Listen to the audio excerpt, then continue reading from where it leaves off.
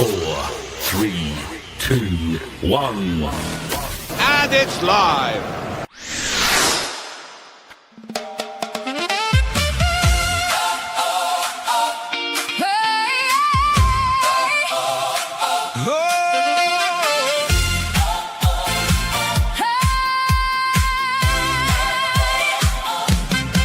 From Filbert Street to the King Power lights, we've lived the glory, we've fought the fights. 5,000 to 1, they said no way. But Leicester City won the day.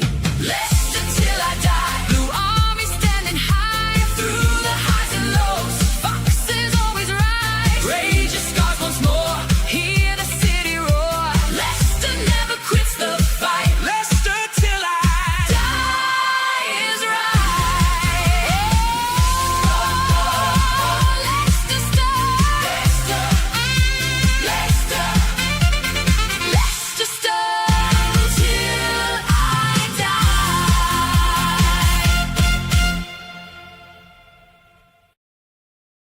The intro's enthusiastic, even if we're not. Good Wow, evening, very Craig. impressive. Very impressive, mate. I thought we needed a change. Yeah. I mean, it sounds nothing like you, but I'm impressed. Oh, yeah, well, I got session singers in. I just wrote it. Well, Ah, co-wrote it. Of course, Yeah. you know, my co-writer AI, as they say. How you doing, sir? Yeah, I'm good, thank you. I'm all right. I've survived. I've survived the post-season blues, and Yeah. we're all back, and we are looking forward to the group stages of the World Cup, and then deciding who to support other than England afterwards. Well, it's for me. It's ABS. Anyone but Scotland. Oh, okay. That's moved on from anyone but Arsenal at the weekend. No, I actually wanted Arsenal. Okay. Well, I thought, how good would it be if 3 English teams won the 3 European Cups in the same season? yes, but it was Arsenal. Yes. But at least, look, they've won the cup. They've won the league. That'll shut them up for a bit, surely. Potentially. To be fair to Arteta, I thought he was going to be a lot worse in his press conference than he actually was. I thought he'd been moaning about the penalty they didn't get, the mysterious arm that PSG defender had on his leg, apparently, that should have given them another handball. But no, it was okay. I think, you know, for the bottom line is, if you take penalties like that, you deserve to lose. It's always a gamble, isn't it? It's just shocking. I didn't actually watch the whole game. I don't know, was there a Panenka in there? No, there was no Panenkas. There was a couple of let's see who we can hit in the crowds. But just if you're going up, and then there is a really good TikTok or meme that somebody's done to the Cha-Cha slide Really? with the Arsenal penalties, which is fantastic. If you haven't seen it, try and search it out. Well, but you know, if you come up doing some stuttering run again, yeah, and then you miss, then it's your own fault. it is totally. Although I got a notification off Amazon because, of course, they are already promoting their back to school range, Of course. and yeah, of course, and they've got a new. It's an Arsenal pencil case. It is discounted because apparently there's 2 pens missing. Very good. I can't claim that one. But there we go. Prashant Singh, hi Prashant, how you doing? IDH says, well, that was a jolly intro tune. Well, we like to be jolly, even if we are depressed. I have to say, I have got over the relegation. Mm-hmm. I haven't got over the malaise that this club is in at the moment. You know, normally I'd be all over this sort of like, oh, we've been linked to this person, or, this person's been linked with the manager's job, etc., etc. And you know what? I just can't be arsed. That's not what I saw on your post this morning, Chris. Well, no, to I be mean honest. that. But if you noticed, and I was on my mobile, so it was I've tried to correct the spelling mistakes. But if you notice, that was just a link. I hadn't done any Yeah. artwork or anything. No, there is a. It feels like standards have been let slip all across the board. The stuff that was going on I went to the 5,000 to 1 game. I didn't realise that was going to be the crowd figure at the time, but and even there, the queues to get in when there's so few people. The fact, I know it may not be them, but they've still got barriers up, blocking the road from any potential suicide bombers, and just the general. I got an email from the club about the fact that they'd made a mistake in my my direct debit email, even before that I received said email telling me that they'd made a mistake in it, that I may have seen this, that, and the other, which I hadn't. But just little things, every little thing. There's an error there. There's an error here. Just standards seems to be. I don't know who's overseeing it all. Whether it was obviously Vishai back in the day, wouldn't accept anything below certain standards. Whether Susan had more to do with it, but I just they need to be looking at every little thing, because every little thing affects the image of the club. Or as they say, every little thing they do is magic. Not a lot. Yeah. Right. Okay. Look. Yeah. My post this morning. And we'll start with this one and get the elephant in the room out the way first. Is the manager. Now, we were being linked earlier in the season with possibly the Lincoln City manager, and also the Scunthorpe manager. Stockport, that's it, Stockport. I know it began with an S.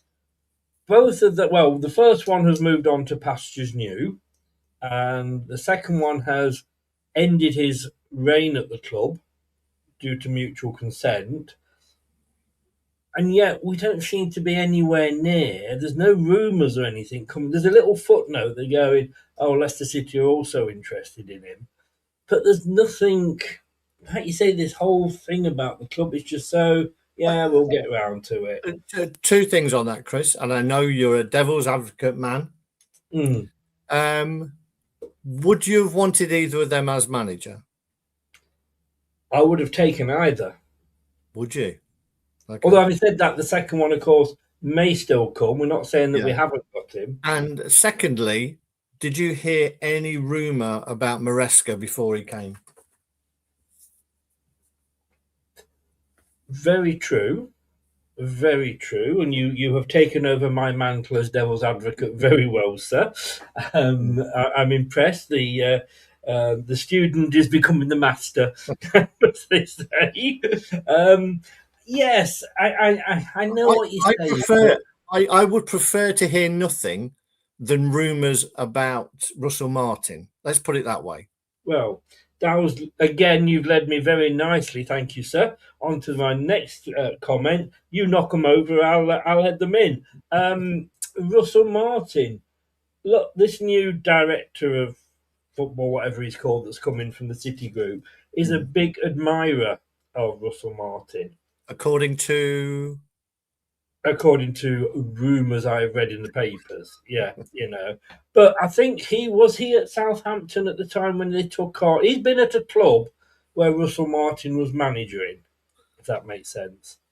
So he's been at a club where Russell Martin fucked it up, basically. Yeah, you could put it that way. Russell Martin likes this 4-2-3-1, and I'm just wondering, and I want your thought on this. Is he a possibility because of where we are now? Is this kind of his level? I think his level is with a controller in his hands, playing it online. That's where I think. No, not at all. Nobody the only person who thinks Russell Martin has got what it takes to be a successful manager is Russell Martin, and whoever he's managed to persuade otherwise. Everywhere he's gone, now you can say maybe he's never been given long enough in this day and age. But nobody wants him. Nobody likes him. Everybody's hounded him out because you have to be pragmatic in modern football. You have to work with what you've got. You can't force, basic players to play football that Pep Guardiola would want to play. You can't do it, but he insists on doing it. It's style over substance. He's not likable. He's not. When you're looking to pull a club back together and that connection between club and fans, the one thing you don't do is appoint Russell Martin, in my humble opinion. No, and I would agree with that. Who was it? The fans were shouting they didn't want to ground before he was even appointed, and he wasn't appointed as it happened. Was that Russell Martin? It might well have been, to be honest. It might well have been. I mean, the reason that I was going on about Dave Challoner and the other guy from Lincoln was because of where the level we are now. I don't think that, for me, there's any point in getting somebody in who's a Premier League Championship type manager, because we're not there anymore. And I always say, we say how good Pep is, and thank God he's finally disappeared. But we need someone. Could he do it at League One level with League One players? I don't think he could.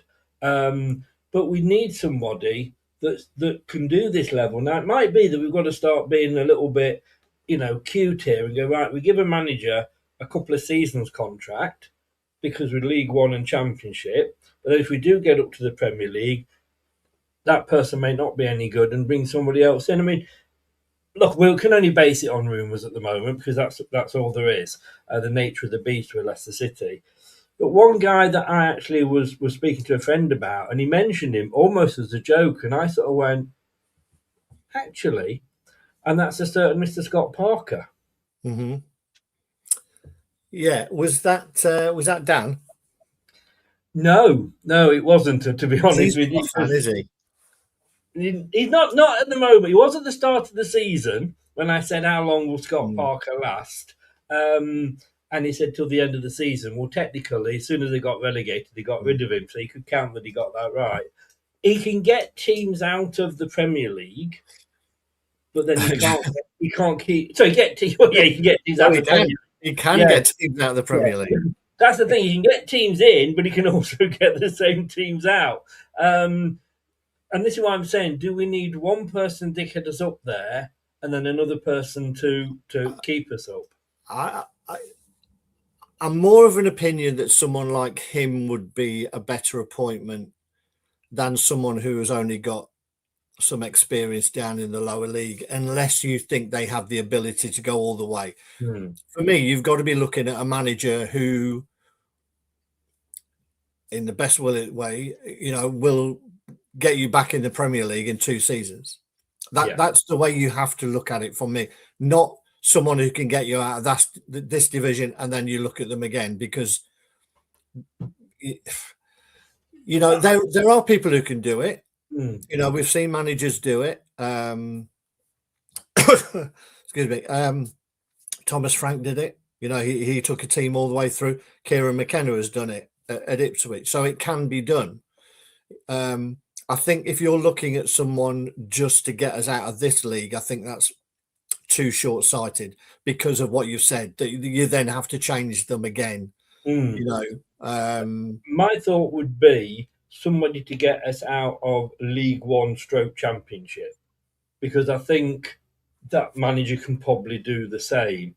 I mean, as things stand at the moment, if we were just now looking at a younger Martin O'Neill, just walked out on Norwich, he's been at Wycombe before that, he probably wouldn't get a look in, because again, it's that we took him on a risk of, well, who did he manage that was big time?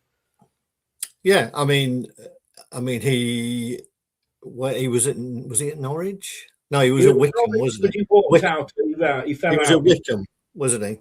It was at Wickham, but he went to Norwich for like a week or Yeah, something. Yeah. yeah. And before that, I think he'd been non-league and he'd done quite well. So there are people who are on a trajectory, and you could say Dave Challoner fits that bill, and everything I've read about him, he's got that, he's got multiple promotions Mm, at various levels, and that's never a bad thing to have on your CV. no. And at some point, you do have to be given a chance to see if you can take it to the next level. And it could just be that they got a bit of a thumping at Bolton, but you would imagine the resources between those two teams are very, very different. But someone like a Scott Parker can get you organised and can rally people around him. Most of the players that have played under him, like him and have spoken very well about what he brings to a club and a squad. And you see that, that it's so important to have the players as a unit. And we're talking about this obviously at a higher level with PSG. That when Enrique went in there, his only thing was that it has to be about the team, and he got rid of Mbappe, he got rid of other players, when you look at the players that they had a few years ago, and then you think you're going to get rid of all those and then you're going to win back-to-back Champions League. It shows that he has got a team of superstars who don't think they're superstars in that team. And that's what you need, the people who see that success comes from the team, and then you will get individual success on the back of it. And we haven't had that for a few years. And I think you look at a manager who has got experience of doing that, of not necessarily working with stars, but with knitting a group together and creating a solid unit who want to work their socks off for each other. And I think that's where we need to be looking. And by all accounts, Scott Parker does that. He, again, they did spend some money. Maybe him and his director of football are not particularly good at recognizing talent. But they can work okay with the talent that they've got, but up to a level. But it's going to be an interesting one, and I don't think there's any outstanding candidates. I think anybody is going to be a risk. I think we look at it, and I'm saying we're taking our time. We need to take our time because this is probably the most important appointment. Yeah. Well, in my time following Leicester, I mean, when last time we were down here, we struck lucky with Nigel Pearson, and that was a gamble because he'd only just kept Southampton up on the last day, and they sacked him. But that was one that sort of went our way. But if we don't get it right this time, because at that point, things, although they were bad at the club, I don't think we're as bad as they are now. And that's the overriding thing. It's not just, the manager coming in. It's everything else that's going on. It's almost like a perfect storm waiting to hit. Yeah, I think you're right, Chris. You can't afford to stagnate there for 2 or 3 seasons. You've got to hit the ground running and at least be competitive and show that you've got the ability to, if not get straight back then the season after. But in an ideal world, you've got to be challenging this season with the resources we have. We're still at a Premier League club in stature, so there are no excuses for it. And when we come to talk about the squad, if we bought no one and we were just stuck with everyone who's under contract or accepts a contract that's been offered to them, we would probably be, not too bad. There's certain areas that definitely need some attention, that's for sure, as we'll come to. But the backbone of a side is already there. Yes, and that's the advantage. I remember doing a show with you a few seasons ago about was Seagrave a big white elephant? And you argued strongly that it wasn't, and now hopefully we're about to see the fruits of that. But hopefully we will see the fruits of that, and not every other bloody club in the 72. Very, very quickly, because I want to get obviously onto the squad, and I've got another question after this one. Who would you want? Let's talk managers. Who would you want, as in not necessarily a name, or a style of manager? Do you want somebody else to come in? Because I got roasted on social media. I know it's hard to believe, but I did, and because I put up a post saying, "Thank God Pep's retired. Now fuck off and take your 4-2-3-1 with you." And then everyone was coming back going, "Oh, you weren't saying that when Maresca was playing." And we were, well, we won that by 1 point at the end of the day when we were 17 points ahead of second. So it wasn't that brilliant. And then every manager that has come in after that has played the same 4-2-3-1 at all. We've had 2 relegations, one after the other. So it's not, that sort of, success to look at. But I watched Stockport play Bolton. I was in a pub in Lanzarote. You might find that hard to believe, but I watched that, and I don't think that was a 4-1 game. And I think unfortunately that was, Stockport going for it and getting caught. But I liked what I saw in the way that Stockport played. I would love Dave Challoner at this stage, because he has got the experience. He nearly got them out of the division. And we've got to look at somebody different. We'd be looking at different managers if we were still in the Premier League, wouldn't we? So, what type of manager would you want with a 4-2-3-1? Yeah, we're definitely fishing in a smaller pond, that's for sure.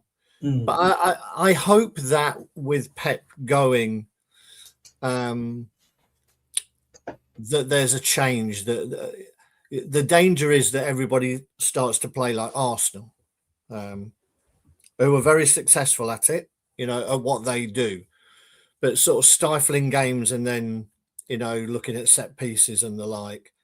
Arsenal, I believe, could be, a really exciting team to watch if Arteta sort of changed his mindset a little bit. There was a period in the middle of the season where they looked fantastic, and then he kind of got cold feet and put the brakes on a little bit. But we've seen with the likes of, obviously, higher up with Enrique at PSG, I would love people to start playing that kind of football, all gung-ho. I think the closest you've got here is probably an Eddie Howe, who is pragmatic, but they want to play, on the front foot football. It'd be interesting to see how Areola does at Liverpool. Yeah. If he gets that move, which looks like it, turning Bournemouth into a team that finished 6th, it's fantastic. He is their Claudio. Obviously, as you know, I live just outside Bournemouth, and they'd all be bending over for him if he, walked down the street. The guy's done an amazing job at that club. But it also shows about patience, because 2 managers this season at the start had pretty poor starts to the season. Areola was one of them. 3 points from the first 9 games, and then look where they finished. Once he'd got his players back, he got organised. And Glasner at Palace, who was on the verge of getting sacked, particularly when he came out and said he was going to finish anyway. They didn't start very well, and they finished with a European trophy. So patience sometimes pays off if you trust the guy that you've got in the job. But I would love somebody who's a little bit more pragmatic, I think, rather than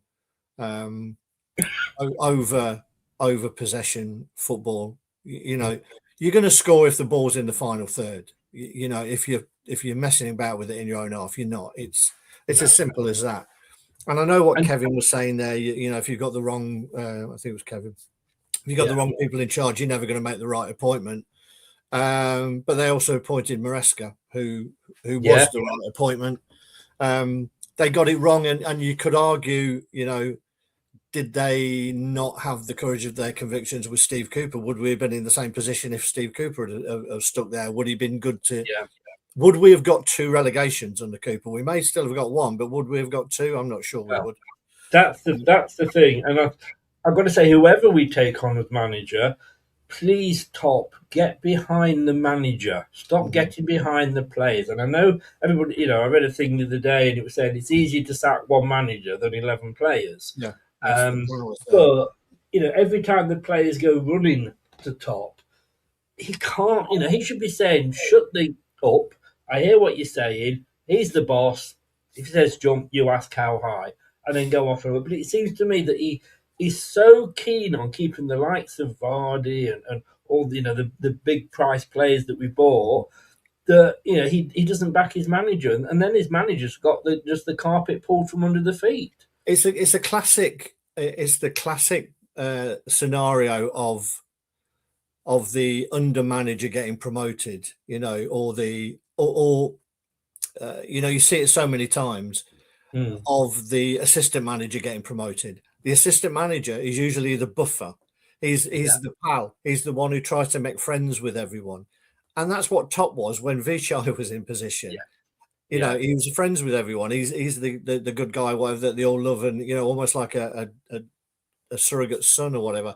Now all of a sudden he's there having to make tough decisions, and I'm not sure that he has that about him, that character about him. And it is difficult. I think we all look from afar and think that's an easy job, but it's not when you've been with people for so long and they're almost become friends, and what you've gone through together, not just the highs, but those lows of losing your father. Yeah. It's very difficult to turn your back on those people and say, bugger off. You've got to be a really hard-nosed person. And I think that's where Top falls down, sadly. And I hope that he's got these right people in the right positions to take some of that load for him. I think, you want decision makers in there, because whilst, we love Top and everything he's done, well, most of us still do, not being here, there's got to be somebody here that will make those decisions for him. And I've said many times, under Abramovich, how many managers did Abramovich sack personally, face to face? I don't think any. I think whoever did the job for him did that. And this is wait till I come over and we'll discuss it. Oh, I've got a couple of meetings about King Power. Then unfortunately the Queen Mother's passed away. He needs somebody in that will make those decisions for him. Marco Silva's become available. Yeah, he's going to Benfica. Oh, is he? Oh, well, he's gone then. Right. To be honest, it would have been a tough choice if we'd have gone for him. Yeah. Yes, I know, Ben. Maybe. You've seen their training ground? We'll come on to that later. I've got a very good question to end you with. Right, we're going to break it down. Look, I've put 4-2-3-1 up there. That's just for graphic purposes. That's not for anything, serious or anything. But so we're going to break it down into sort of like the defenders, the midfield, and the strikers, etc. So it doesn't really matter what formation we play. We still need certain players. We're going to start with goalkeepers. Sign Conrad Logan up. The trouble is, what you would get is a lot of people who got season tickets behind the goal asking for a refund or moving, because with the best will in the world, I know what you're saying. I honestly, and I mean this as no disrespect, he's still agile for the size of man we are, but my daughter asked me how old he was, and I was way off. And I was thinking how long he'd been at the club and what age he must have been here or whatever. And I had him at like 51 or something. And he's 40. No. Yeah. Wow. Yeah, he's 40. Anyway, which makes him in his prime as a goalkeeper, I think. Yeah. No. You're pretty sure on that one. You took a second to think about it. I must admit, I didn't watch it. I had no interest in it whatsoever. I understand people going to go and watch it because of who was there, and I respect the decision. But to me, from here, watching it there, it was like watching Soccer Aid Part 1, with these. I wouldn't have watched it on the telly, no. No. Right, well, let's have a look at the goalkeeper's position then. What have you decided looking at that? Are we covered? Well, I think a lot of it depends. So what I've got down here on my, as always, my extensive... Oh, my God. Yes. We've used colour, ladies and gentlemen. I've got colour coordinated here. Coordinated. So what we've got is under contract. I hope the goalkeepers are green. Some are. Okay, We've basically got under contract offer made, potential new signings, and then youth prospects. Right.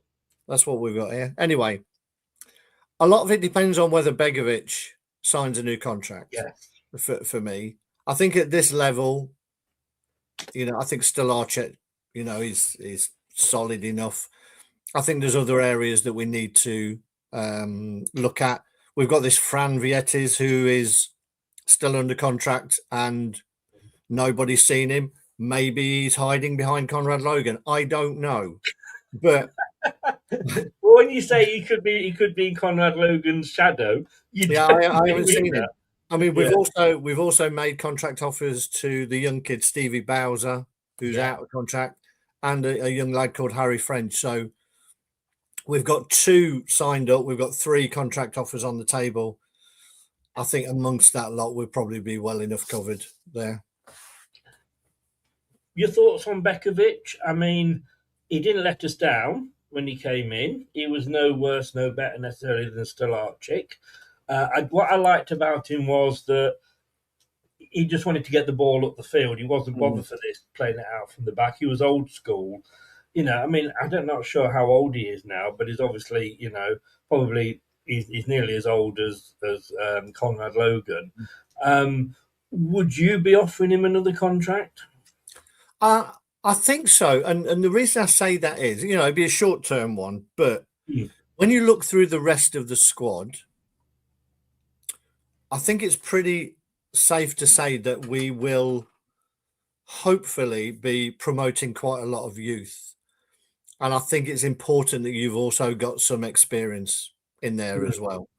Not necessarily whether it's on the pitch, but at the club, people who hold themselves and conduct themselves in the right fashion. Now, our most experienced players, Winks, Vestergaard, haven't probably done that. But I would imagine someone like Begovic is a bit more old school.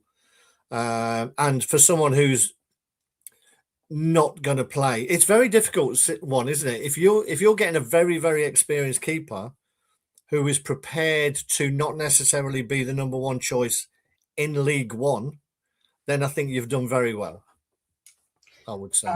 I'm just thinking long term of coaching. Yeah. That I don't think we've had a decent goalkeeper coach since Mike Stow left. Yeah. But this guy comes with experience. I'm just looking at the under-21s here. In the names you mentioned, Steve Bowser, Harry French. There's a Jack Donahue as well, who I don't really know much about. And then even in the under-18s, we've got a couple of goalkeepers there, Freddie Marson and Leo Stretton. You would hope whoever comes in as manager starts to use these players and doesn't come up with the old bollocks of, well, this isn't the right time for them. And I always go back to my Wayne Rooney. Wayne Rooney would still be in the under-18s now if he was at Leicester. I think goalkeepers is slightly different. Out on the pitch, definitely. I think goalkeepers is slightly different because more than any other position, confidence is important because you make a mistake, it may be 20 minutes before you get anything else to do. Whereas out on pitch, you make a mistake, you can put it right within the next couple of minutes or whatever, or do something good. In goal, you may make a howler in a game that you are dominating, and then you've got to ruminate on it for the next 30 minutes where the ball's nowhere near you. So I think it's important, that you have a little bit of experience in goal, and it not necessarily somewhere. Put them on the bench, make sure they're playing in cup games, that kind of thing. You've got to, you've got to nurture them and bring them through. But as a starter, for me, it's the one position that you don't swap around as often. No, because you want that person in there that knows what the people in front of him are going to be doing, but you don't need to because change formation. Goalkeeper's the goalkeeper. So if you go to a plan B, you still need a goalkeeper, or not if you're Luke from Australia, who famously picked a team once that didn't include a goalkeeper. But so I mean, Armchair says there. Need competition for Jakub. The keepers we have are not good enough. we've got to be careful. And the brief that I gave to Craig when I was doing this was,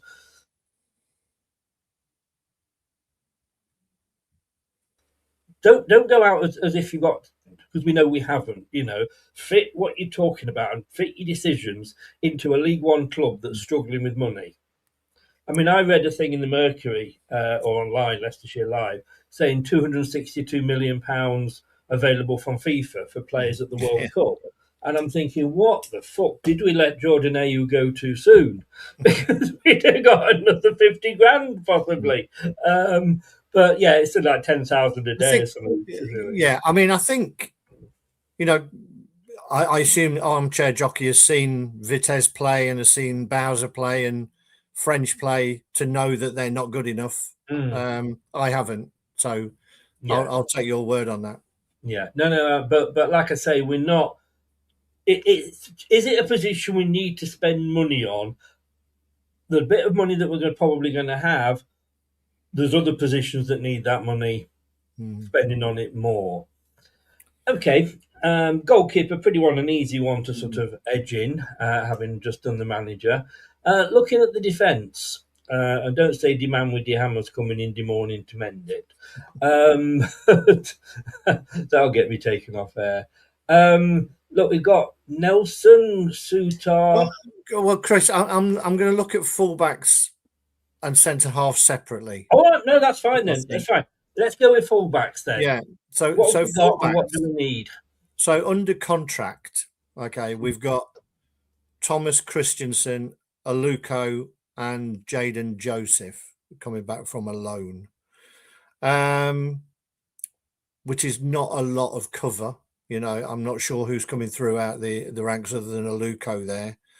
You can imagine Christensen going. Yeah, I mean, you've got to say that, but also remember that we are in League One, yes. And these are players who have played international football, and in Christensen's level, taking a team Bologna into being part of a team that got in the Champions League. So they are a level, and I think some of these players we treat them harshly, but they've been very, very badly coached and managed in the last few years. And the famous quote from Christensen, I didn't join the club to play League One football. And the guy said, well, stay with us long enough and you'll take us down to the conference, which is your level. But I think he'll be gone. I think he'll be gone. Yeah, no, I think so as well. What about Luke Thomas? Did you include him in that? No, I think Luke Thomas got a lot of stick. Yes. Unwarranted stick, Yeah, he made mistakes, but show me a player who didn't, Yeah. What I will give Luke Thomas is that he never hid, and he always gave 100%. For the stature of the kid, and he is still young. He gets stuck in, and he gets forward when he can. And I think again, we're talking League One. I think Luke Thomas is sound there, and then you've got Aluko to come in as well. This has if he is under contract, so unless we get a silly offer, this has to be his season as well. I mean, Luke Thomas we always like to hate a player at Leicester, don't we? I mean, for me it was the man with the hair, but Luke Thomas, he did come under a lot of criticism because when you look, it was basically him or Christensen, and like you say, this is the guy who scored against Man United. This is the guy who was confident enough to shout to Jamie Vardy to leave the ball, to score that goal. And it's funny watching the fans, as you obviously see on when we're doing the watch-alongs, turning from being against Luke Thomas to he's our captain next season. Yeah. Yeah, I mean, it wouldn't surprise me. I'm not sure he's vocal enough. I prefer someone who's a bit more vocal. I don't think we've had a vocal captain for quite a while now, and I think we missed that. Someone who's prepared to shout at others, and I tell you who I could imagine being captain next season, but we'll come on to him later. Yes, it might be the same person I'm thinking of. Well, also we've got Hamza, if he's still at the club, who can play as a fullback as well, albeit you know, a bit of a liability. I'm not his biggest fan. What's interesting here is there's free agents out there. Okay. Now, these free agents, I'm sure, are going to get, you know, a lot of decent offers.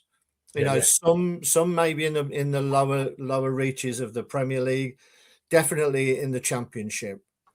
But and this comes down to getting the manager in and getting your business done early. If you can persuade some of these players that Leicester is still a project, you know, that come and sign with us, 2 seasons you'll be back in the Premier League. You know, you've got to sell that, and we can offer decent wages and probably, you know, we know we've got I think it's 70% of your outlay or a little bit less now. So we've got to work within a tighter budget. We don't want to go down that rule again. However, there are some bloody good players out there who are free agents, and there are 2 fullbacks, one right fullback and one left fullback, who I would take in a heartbeat, but they will get offers at a high level, I'm sure. One of them is Brandon Williams, who was at Man U and I thought was decent at Man U. Then he went to Ipswich, sort of lost his way a little bit. He's still only 25. And I think he would be a very good pickup. And the other one is Tariq Lamptey. Oh, wow. Brighton, ex-Brighton. Yeah, who is a free agent as well. They're both free agents. Now, Lamptey went off to Fiorentina, and it didn't really work out there. Now, I'm sure, you know, he's had a few injuries as well. When he was in at Brighton first, he was fantastic. Then he got injured. Then he came back and it didn't really work out for him. But again, he's still only 25. There's 2 fullbacks there, a right and a left fullback, who are both 25. If I was in the Championship, I'd be looking at, you know, it may be a push to say you can get them for Leicester City in League One, but there's definitely 2 there. There's another kid, another one at Southampton who's done really well. But those 2, there are some little players out there who, if you're quick off the mark and offer them a decent package, you could get them. Well, that's the thing, isn't it? Quick off the mark. Yeah, That's where we generally fall down. I hope the kid from Southampton isn't the one that owns the camera. That's all I'm saying on that. Yeah. Thing is, when you look at, and no disrespect to some of these clubs, but you look at the likes of, let's say, a Charlton or a Blackburn, you know that they're going to be flipping and flopping between 2nd and 3rd tier normally. You look at Leicester, and with the right manager, like you say, it is and you do need somebody that's going to turn around and say, yeah, in a couple of years, I could be in the top league with Leicester. That's the thing. And that, you know, if we are going to get the free agents, obviously wages then become a little bit looser because you can give a little bit more money because you're not paying out. But obviously, if you go into the older free agents, they may say, well, I want to have one last move and get a bit of money. So the one that sprung to my mind from Derby County, ex-Leicester City left-back, Callum Elder, who has been promoted, I believe, 3 times out of League One. I haven't seen. Oh no, I haven't seen enough of him to be honest. You know, he's an experienced player and he's been here before. Whether that's enough, you know, he's obviously being released for a reason, but they're at a higher level. So, you know, I'm sure he wouldn't be a bad shout if he knows the club. And from what I do remember him of when he was here, I think he got a few games and was okay. You know, but you know, we kind of let him go once. You know, it's a tricky one, isn't it, to say they're good enough to come back? But we are at a lower level than we were. Well, that's the thing that we have to accept, and we have, you know, we are basically we're shopping at Aldi now rather than Waitrose, which we were a few years ago. So, from what I gathered there, we've got 2 left backs, 2 right backs. As it stands, I think this is an area that we will need to get something, because again, I can't see Christensen still being here. No, I think Aluko and Thomas will be your your first choices. And then you've got Jaden Joseph, and then you're looking at someone who can play out a position to fill it. So little bit light there, I would say. A lot of players, and I noticed with a lot of the youth academies at Leicester, players are multi-positional. Mm-hmm. You know, which is obviously what you need. Again, I'm just looking here under 21s. I'm seeing if anybody springs. Oh, well, of course, Bobby and Marty. I think he might be central. I don't know. Yeah, we'll come on to centre halves. Yeah. It doesn't tell me here what their actual position is. So I'm just going down, see if I recognise anybody. Right. Okay. So we do need fullbacks. I think we definitely need one. Or one. It could well be, you know, at least one. But I would hope that you've got. I would hope that you've got Aluko and Thomas as your first choices. Yes, yeah, and then it's who else you get. But I'm gonna say, if you can pick up either of those free agents, then I'd be snapping the hands off straight away. Indeed. Right, let's have a look at the centre backs then. Yeah. So what we've got, as far as I understand here, we've got 5 under contract, and that's Akoli, Suter, Vestergaard, Nelson, and Kevin Gray. Right. And then we've made contract offers to 4 other youngsters. So Tommy Wilson-Brown, who I think was out on loan. Yes, he was. Reece Kayla, Merced Ali, and Bobby Amati. So those 4 have had contract offers. So we must see something in them, you know, and see potential there. But then we've got 4 experienced centre halves still on the books. I'll take Kevin Gray out of that because he's been on the bench, but he never really played. No. Coley, Suter, Vestergaard, and Nelson, strong enough for the Championship, I would say. You know, let alone League One. Obviously, again, it'll all come down to 1, the manager, and 2, who's still here. But we can only go on who's here at the minute. And who would you keep out of those 5? Let's say. I would probably keep them all, to be honest. They're all under contract. You're not going to get any money for anyone probably other than Suter if he goes and has a storming World Cup. And obviously that's the danger with that. I would love to see Suter stay. You know, he kind of hinted that he might do that. And I think, I know it's a short career, you know, but his career could have been a lot shorter if we hadn't stuck by him and put him through 2 lots of rehab, you know, and there are players, I think, who owe the club something. And I would suggest that he's one of them. And I would hope that he would at least stick around. However, you come and get a fantastic offer, you're going to go. You can't. You know, if you come and get an offer from the lower levels of the Championship, I'd be disappointed. Yeah, yes. I'm just thinking, you were saying that then, I was immediately thinking of Fofana. Jesus. enough said. I mean, Akoli, I've got in my mind that he, you know, there's been again, these are all rumours, of course they are, that he might be moving back to Italy. Suter, I absolutely love. I think we've looked after him, but as a player, it was one of those, why the fuck did we sign him? You know, when he was at Stoke, he was the best central defender in that division. Yeah. We were in the Prem, they were in the Championship. We signed him, he never got a look in. That's because of the manager, isn't it? Yeah, indeed. But then down to the manager who wanted a footballing centre half. Yeah. So why did he agree to a signing through Todd? I don't know. But yeah, he came back. What did he do on his first game back? Went up. I scored a goal. Yeah. You know, something that Vestergaard struggles to do, let's be honest with you. Vestergaard, Denmark are at the World Cup, aren't they? I'm trying to think. Is League One going to be where he wants to be? I mean, I don't see Denmark having a good World Cup. Yeah, I would imagine his agent is looking for a move already. You know, it wouldn't surprise me if any of these, you know, all these agents are seeing what's out there. Is whether they get better offers than, again, planting the seed that okay, you could go to, let's say let's say a Blackburn or a Swansea, and the chances are next season you'll play in the Championship. Chances are the season after that you'll play in the Championship, and after that you'll probably play in the Championship.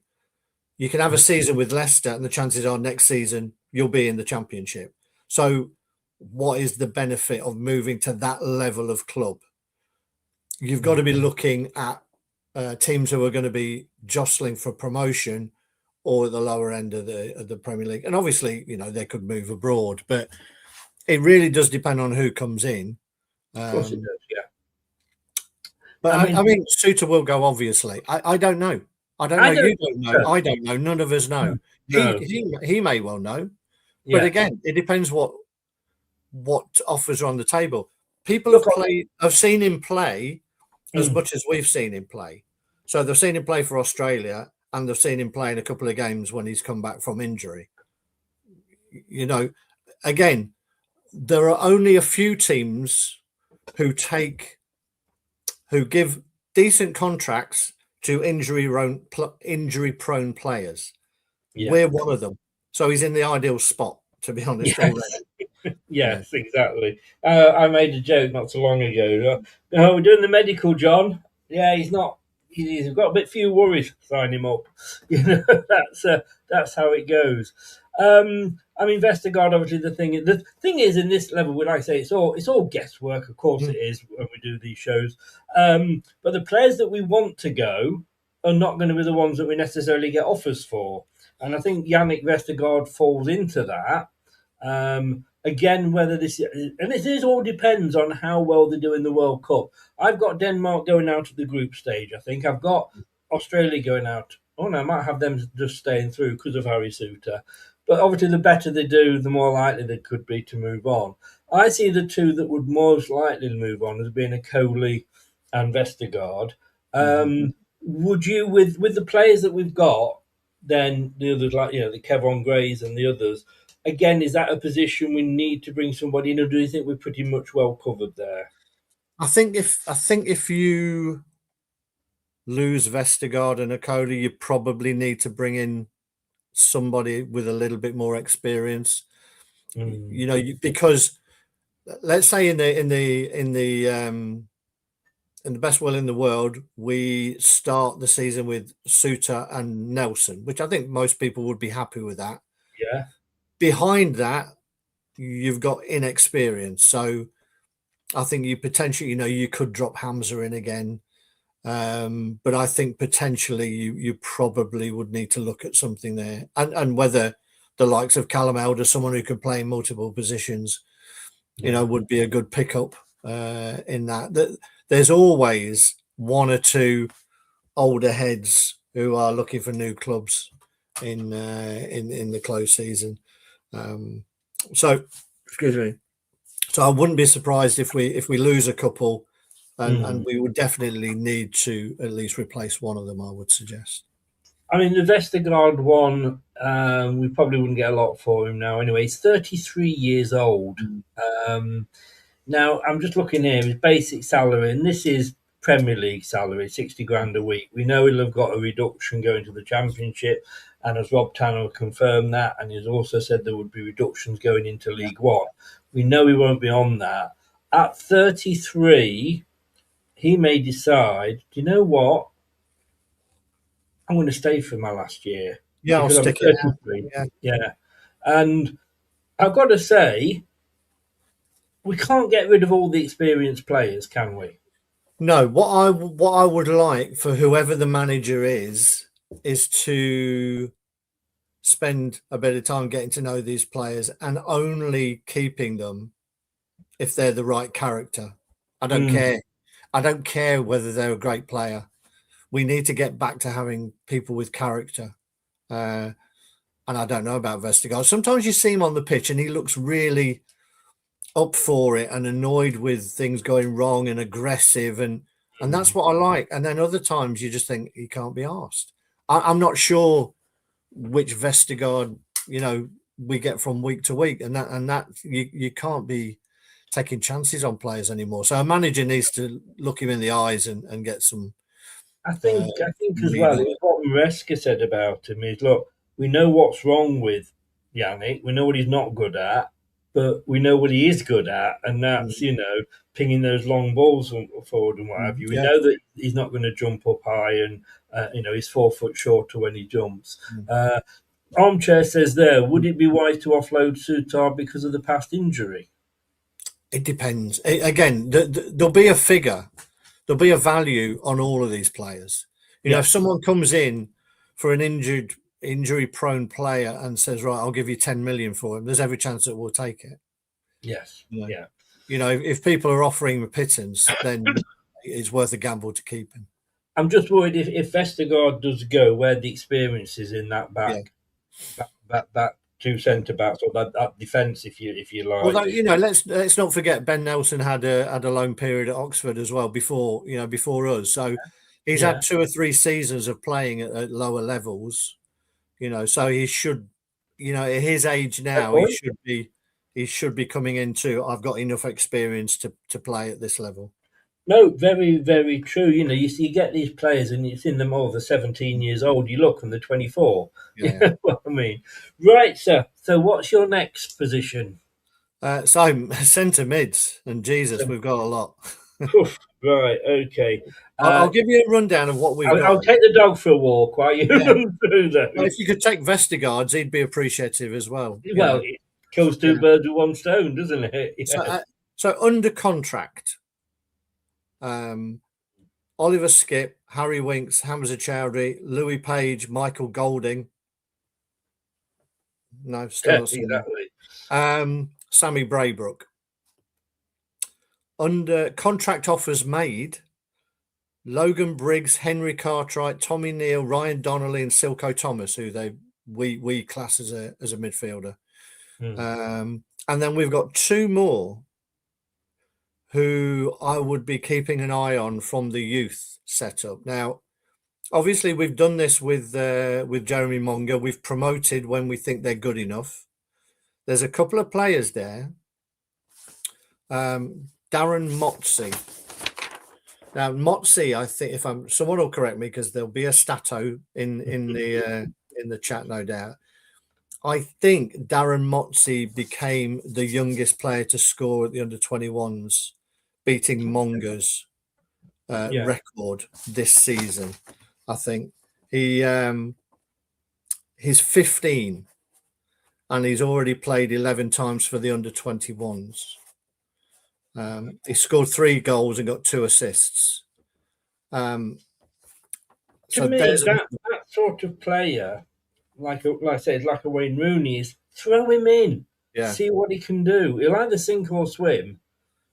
And then we've got, and he's down as a midfielder. And then we've got this Hugo Delisle, who's had 20. He's 16. He's played 22 times already for the under-18s, 6 goals, 6 assists. So there is and that's not to talk of the 5 who have already been given contracts. So Logan Briggs, obviously there was a lot of talk that Louis Page got Apprentice of the Year. But Logan Briggs, I believe, was playing in the under-21s. If it's under-18s or under-21s, whichever one it is, he got in the team of the season. There's a lot. He's very, very highly regarded. And that's why there's a contract offer been made, but he will have other clubs looking at him as well, I'm sure. But so we name those, 6, I would say, senior players, including Michael Golding and Braybrook in that, because at least Braybrook's played, a couple of seasons now, plus 5 kids, and then another 2 proper kids in behind that as well. We've got quite a lot of centre midfielders. And now it does depend on who goes. Obviously, every chance Harry Winks will go, although he's on a lot of money. There's apparently over the end of this year, the early part of next year, there's a lot of roadworks on the M1, so that's going to cause a problem for him. Ouch! You just burned Harry Winks there. You just can't see Harry Winks playing in League One, can you? I think You know, he would run the game, surely, if his attitude was right. But you can't see him thinking this is good for my career. So he's going to go. Surely he's going to go. I think there'll be people around Hamza, and I think probably best for the club, best for him that he moves on as well for his career. I think so. Just to go back to Harry, he's 30, so he's still got a couple of years in him for a top half championship club. Yeah, I think so. I think he'll be gone. You know, Good whether we point get there. anything for him, winks to West Ham. Yeah, Could it's a be. fair shout. I Yeah. mean, again, look, we're going to lose a lot of these players, or we've got a history of losing players that we paid 40 million quid for nothing because they run the contracts down. Mm. I think he has got an extension on his contract, hasn't he? So he has got another season with us. Now, if somebody comes in and says we want Harry Winks, and we say, well, we're talking 10 million or whatever, let's say, and they say, oh, that's a bit much, then surely somebody's brain somewhere says, all right, give us 2, he's yours, because I'm thinking of the money that we're getting off the wage bill. Yeah, I think 2's a little bit shy, but yeah, I agree. You know, probably more this season than I have in the past, because you know we do this. This is an opportunity to reset. You know, whether it takes a season or 2, but you can't not have potential at the club and then not get a game. So, you know, the likes of Harry Winks are going to stop somebody getting a game or getting on the bench. And that was the biggest thing for me with Rauer. I was very disappointed that he was clogging up his bench with the older players as well and not having opportunities there that whatever way a game was going, give a kid 15 minutes, see what he's made of, you know, whether he thrives or hides. So I think, you know, the likes of Logan Briggs, if they're not seeing a pathway, now this club is in League One, then they're never going to see a pathway. And it's very dangerous for me to block that pathway with overly experienced players who don't necessarily want to be here. So the likes of Winks, Chowdhury in particular, I think you would be moving on. I would potentially keep Skip. He's got a longer contract. Yes, I mean, I've got to say, look, I mean, you've been reading my notes here, haven't you? And another one you knocked over for me to nod in. Skip, look, I know he's on an awful lot of money. Now, this was the guy that I was going to say is another possible captain if he stays. I know everybody has a hating on Skip, or a lot of people do. Again, a bit like Thomas, it started to change towards the end of the season. So, you know, always man of the match, or didn't he have a good game? For me, I know he's on a lot of money. That's not his fault. If you offer them the money, none of us would go, no, do you know what? You're offering me too much. Knock it all down a bit. And every time anybody moaned about him, there's another million went on his asking price, from 20 plus extras to, I think we got up to 25 plus extras at one point. But, look, to me, when I was watching him play towards the end of the season, he stood out. Now, you could say that he stood out, it's a bit like a fly standing out on a pile of shit. Do you know what I mean? There's that question. But look, when he was asked to play left back, he didn't shirk it. He did it, and he was all right at it. I won't say he's bloody good, but he was all right at it. He is flexible. He has got the experience, and we have to keep some experienced players. And if you're saying to me, would I sooner keep Skip or would I sooner keep Winks? Skip every day of the week and twice on a Sunday. Yeah. And I think it's important that we do have some experience in there, and as I say, potentially we're going to lose Winks, potentially we're going to lose Chowdhury. You could potentially keep Skip, although I think we would both keep him.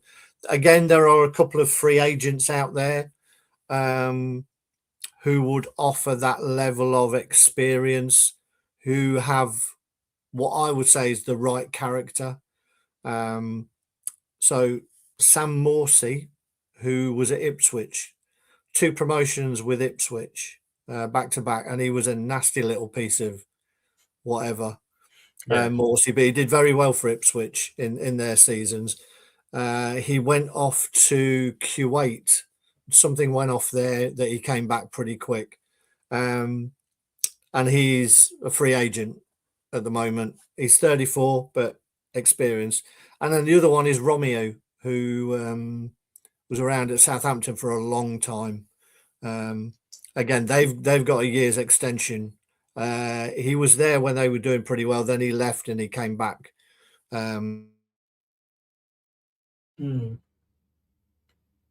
For a season, and they've got another year extension. But again, all right. So Romeo at Southampton with a year's extension, but again a free agent. Both experienced centre mids who would put their foot in, shall we say, and not let people coast around them. So I think either of them would be useful if we are losing some experience. Couple of players I want to focus on there. Three, if we can do it. Silko Thomas. We've got to try and keep hold of him, haven't we? Yeah, I think so. I think so. I mean, the club have him down as a midfielder. He's played more kind of wide when he's come on. He's come on in place of the wingers. So I've got wingers separate, wingers and then strikers. But I've got him in the centre mids. Yeah, again, another player who you would think has got to be given an opportunity this season. Otherwise, he'll be moving on as well. These players will be asking that question of whoever the manager is. We've now come down to League One. If I don't get my chance now, I'm out of here. Yeah, and you can understand that. Yeah. Again, we would say that with our work, Yeah. Do you remember years and years ago? I'm not, I know you're not a Sun reader, or probably a Mirror reader, but do you remember? Years ago, the Sun used to have a thing where they would have one of their reporters walking around during the summer months, the resorts in the UK.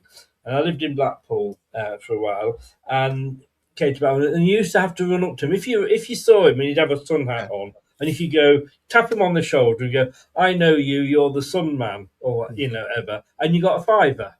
Yeah. Which in them days was worth a lot more than it is these days. But I don't know, whether you remember that or not. But I feel that with my next one I want to talk about, that is Michael Golding. Yeah. And you were looking over your shoulder before when you mentioned it. This is an enigma wrapped up in a superstition or whatever. No,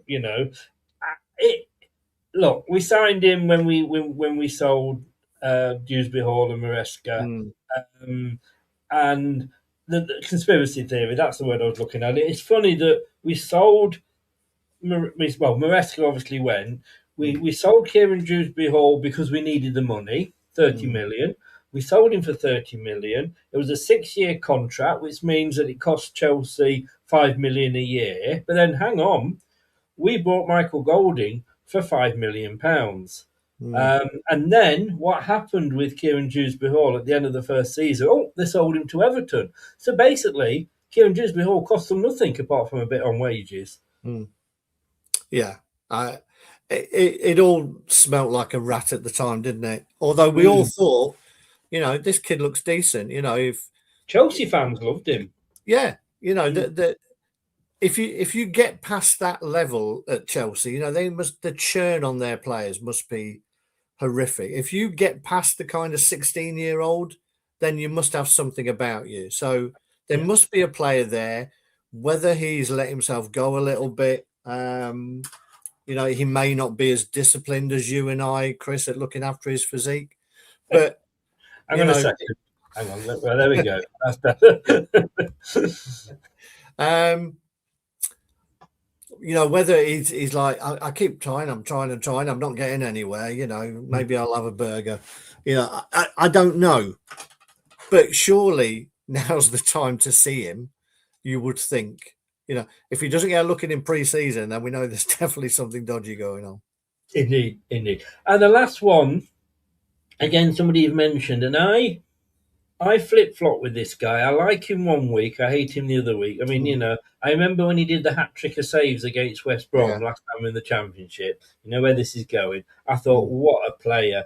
He is a liability at right back. He really, really is for me, and in my opinion, as a defensive midfielder, I think that's his role. But we've probably got better players now than him.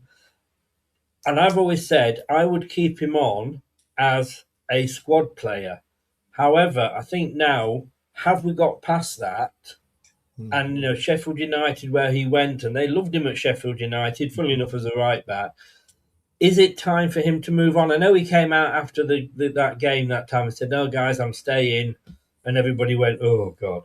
But is he one you'd like to see stay, or do you think it's time for him to move on to pastures new? I would. He's probably what I would say is a VAR that if he goes, I'm not going to question it, and if he stays, I'm not going to question it. It's one of those dodgy ones, like a dodgy penalty. You could see it given, you could see it not given, and that's kind of where I am on Hamza. If he goes, I think it'd be good for him. To be honest, I think he needs a move because sometimes you just get too settled here, and you start going through the motions because you think, I'm on a cushy number here, The fact that he was having conversations with the crowd a couple of times at the end of the season, the crowd was so quiet, you could hear people in the crowd near me shouting at him, telling him to get the ball forward, and he was having to pop back at them. But yeah, I don't care enough about Hamza Chowdhury, I think, is the bottom line. Yeah. That if he stays, I'm sure he'll do a decent job at this level. If he goes, good luck to him. Keep him as vice captain. I don't know. What do you want from your captain, though? Someone who's just been around a bit, or someone who's going to take responsibility and encourage others and be a role model for others? Is Hamza Chowdhury a role model for youngsters? You've hit the nail on the head for me. Role model. He is not a role model. Going way back to COVID when he was having his, parties against the manager's wishes, to arguing with the Portsmouth fans last season. You want his driving and his yes, his yes, exactly. I've forgotten those. I don't think he's a vice captain, and I don't think Ricardo Pereira was a captain either, to be honest with you. I think when we needed somebody, I think we'd conceded a goal. And I think it was actually Dakova Reed, possibly, that had got the players round in the huddle and was saying, come on. And Ricardo nowhere to be. No, for me, keep him as far away from the captain or vice captain as possible. Just because he's been there the longest doesn't make you the captain, know. But Oliver Skip for captain. I'd vote for him. Right. So that's your central midfielders. Yeah. Where have we gone after that, sir? So wingers. Oh, God. Here we go. Right. I'll put my feet up and get a book out. To be honest, there's a scenario where we start the season with no wingers because, I mean, Abdul's going to go, surely. He's one of the few players who has got some value to him. Will we miss him? I don't know. You can imagine him in League One. You would think he's far too good for it, and he would rip it up. But there's also the bit where he's the kind of player with an attitude who thinks he's too good for League One and therefore doesn't try. And I feel that's where he would be for me. So if you can get 20, 25 mil for him, it'd be nice to recoup the money we outlaid. Yeah. I think he'll go. I mean, again, he's in the World Cup, isn't he, with Ghana, I think? Yeah, he'll be playing England. Yeah. So, I mean, a good World Cup for him would be good for us, I think, because it would push his price up. Yes. And I think he's probably your one asset that you could sell, and I don't think anybody would begrudge him the move or begrudge the club selling him, to be honest. You can't keep someone who, on his day, is a fantastic player at League One. You just can't do that. He's the one player that are being linked with other clubs. Yeah. Which is which is good. Like you say, excuse me. Just before you move on, this guy reminds me, and we're back to Vestergaard's dog here. They say after a while that, I don't know if you've got a dog or not, but after a while the owners start to, or the dogs start to be like the owners, or the owners start to be like the dogs, whichever way around it is. And I sometimes think with footballers that they sometimes start to be the manager. Mm-hmm. So, these players that were under Enzo, and the way that Enzo was, and, we know the attitude he had, and then you go back and look at Rude and, the other managers we've had since then, Marty. The managers we've had since Enzo seem to be sort of, well, we're doing our best, we might get up. And that seems to go through to the players. Yeah, I think you've got to have someone who demands high standards. They don't necessarily need to be a shouty, there's enough of those, but you have to command respect, and you have to let players know that there are certain standards, and if they don't meet the standards, they won't play, and whoever they are. And that is the only way that you drive a club forward, by setting standards that you do not allow anybody to drop below, whether that's the coaching staff, anybody at the club. And that's what Vichai did. He set a standard and he wouldn't let people drop it, and we've dropped it, all the way through the club. And we need to get back to that, and nowhere is more important than that on the manager. So we need someone who's not, just bringing in a disciplinarian for the sake of it is pointless. You might as well just bring someone in off the army field. But someone who knows what they're doing, but is driven to do well, and driven to make a success of their own managerial career. Yes, and that's what we need. Well, we touched on one winger. I'm sure the list is a little bit longer than that. It's not, is it though? It's not. Mavididi. No. Okay, still under contract. Such a disappointment this season. Such a disappointment. God, yes. I wanted to give him the benefit of the doubt so much. The one thing I will say about Mavididi is he never stops trying to beat his fullback. He always wants to go. He does. I know a lot of people who'll moan at him. He's the one player who'll put the ball in the box. The number of headers that we scored from him, just looking like he's got nowhere to go, but he will dink it in, and we've got goals from it. He will do that, but it's that kind of attitude, the look. There are players like that. If you're doing it week in and week out, you can get away with it. One of my favourite players, Chris Waddle, when the ball's nowhere near him, he couldn't give a shit, could he? He would just, just mope around the pitch. As soon as the ball came anywhere, he was on it. And that's where I am a little bit with Steffi. I don't know. Part of me thinks he's not ambitious enough that he will push for a move, and therefore he'll stay and he'll just see it out, and he'll give us another season and try it. And I'll be happy if he stays, because I think there's a player there. I think his level is the Championship. I was going to say, is this going to be his level? Is it? Because, when he first joined us under Enzo, he was unbelievable, him and Abdul, and he was getting back and doing a hell of a lot more defending, because that's how Enzo wanted it. He struggled so much last season. I want somebody that will go in and say, Steffi, stop doing your fucking step overs, and because by the time you start with you're up against one player, and by the time you've done your 500 step overs, you've got another two defenders come back, and then you lose the ball. Just stick to the basics for me with this guy.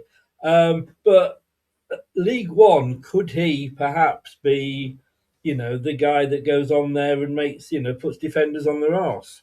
I think so. I think I would like. Excuse me. I would like to keep him.